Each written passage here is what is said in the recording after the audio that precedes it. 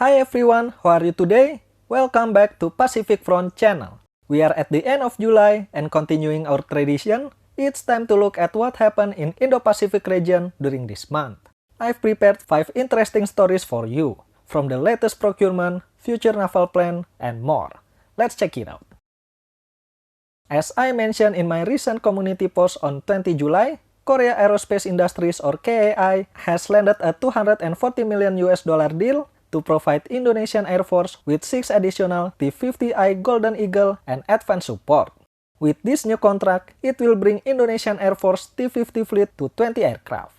The contract periods will run from December 2021 to October 2024 or 34 months. Although the contract mentioned is preamble in nature and will only be enforced once the company receives advance payment. An article from Gen said that the Indonesian Ministry of Defense has begun a search for foreign lenders to fund the procurement. An approval to obtain the foreign loan was approved by the Ministry of Finance after consulting with the Ministry of Defense and the Ministry of National Development Planning or Bappenas. A document provided by an industry source indicates that the limit of $240 million has been set for this foreign loan allocation. Additionally, a separate source at the MOD stated that the initial payment will be obtained by an allocation from Indonesia's 2022 defense budget and will be made out to KAI by the end of 2021. The remainder of the contract amount will be funded with proceeds from the foreign loan that is still being sourced. Indonesian Air Force received 16 T-50 in early 2014, but 2 were lost, one in 2015 and one in 2020. When it first entered service, it didn't equip with radar and internal cannon, so its role was simply for training purposes only. But in reality, this aircraft is often deployed near the border in eastern part of Indonesia, in Biak, Papua, bordering Papua New Guinea, and Kupang, East Nusa Tenggara, bordering Timor-Leste and Australia. A plan to upgrade the Air Force T-50 was announced in Indo-Defense 2018, together with the procurement contract of 3 additional KT-1B for $89 million. In the second phase of Minimum Essential Force program from 2016 to 2019, the Ministry of Defense plans to procure 20 sets of radar for the T-50 along with spare parts. The additional T-50 is what the Indonesian Air Force needs. With the upcoming new fighter aircraft strengthening Indonesian air power, we need to train more new pilots. And based on the additional letter I behind the T-50, I assume it will be equipped with radar and cannon just like its predecessor. We will see. And a day before, the Royal Thailand Air Force also plans to buy 2 additional T-50 TH2. What a great month for KAI for landing 2 new contracts. Indonesian Aerospace Industries or PTDI announced on 21 July that it has delivered 2 more Bell 412 API medium helicopter to the Indonesian Army. They are the 4th and 5th helicopter to be handed over to the Army from a $183 million contract signed with the Ministry of Defense in 2018 for 9 Bell 412 API helicopters customized by PTDI to meet Indonesian Army requirements. The first helicopter was delivered to the Army Aviation Center in December 2020, while the second and third were delivered in February this year. The 412 API is being manufactured in the US by Bell Helicopters before being handed over to PTDI for customization work ahead of final delivery to the Army. In late 2019, PTDI said that they would arm the helicopter with sophisticated weaponry, including Dylan Aero M134 minigun. Bell 412 API is equipped with full glass cockpit, 4-axis flight control, Garmin GTN 750 navigator, WAAS GPS instrument, and high-resolution map.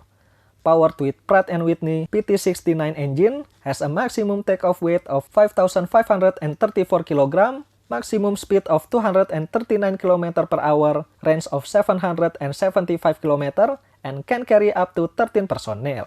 Besides minigun, it also can carry rocket pods.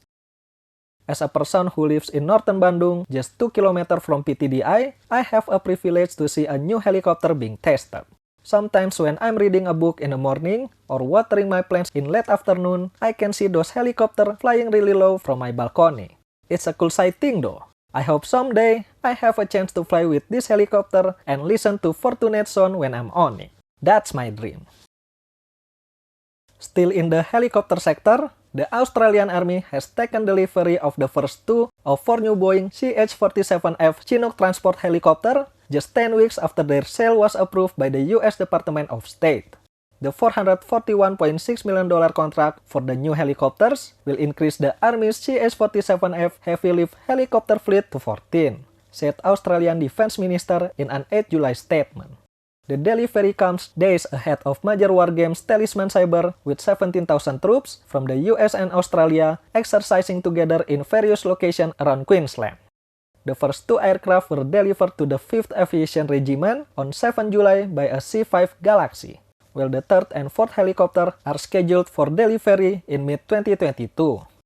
According to the DoD, the additional aircraft will strengthen the Army's airlift capability and increase the ADF ability to support operations globally.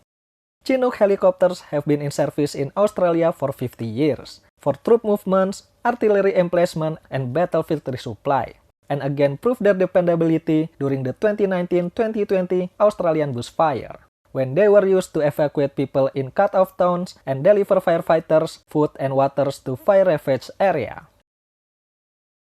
During his two-day visit to Japan on 20 July, UK Secretary of State for Defense said that the UK will permanently assign two offshore patrol vessels to the Indo-Pacific region later this year. The two River-class OPVs, HMS Pei and HMS Tamar, will set sail to the Indo-Pacific region at the end of August. The UK Ministry of Defense said the vessel will not have a permanent base and will be supported by partners during their operation, including Australia, Japan, and Singapore.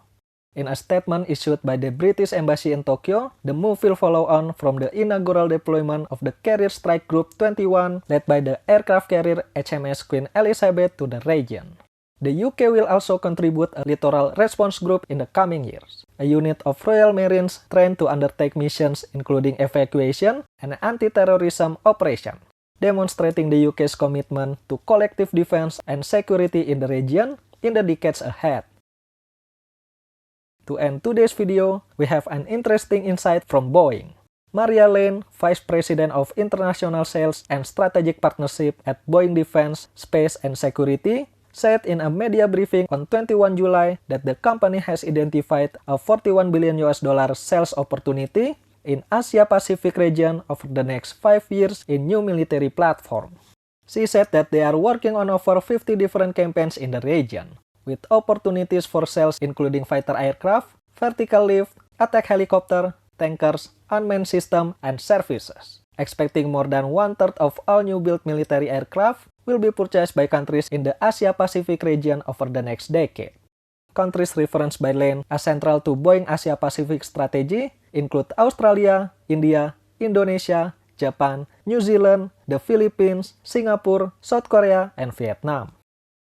If we look at the numbers, 41 billion is not exaggerating in my opinion. From Indonesia alone, at least they have 3 campaigns that I'm aware of. The F-15EX and Chinook helicopter for the Air Force, and V-22 Osprey for the Army. Those campaigns are worth several billion if they win. There you have it, 5 interesting news in Indo-Pacific region in July 2021. Do I miss something? Let me know in the comment if I miss one. And as always, thank you for watching. I hope you enjoy it. Don't forget to like this video, share it with your friends and family, subscribe to my channel, and I will see you next time.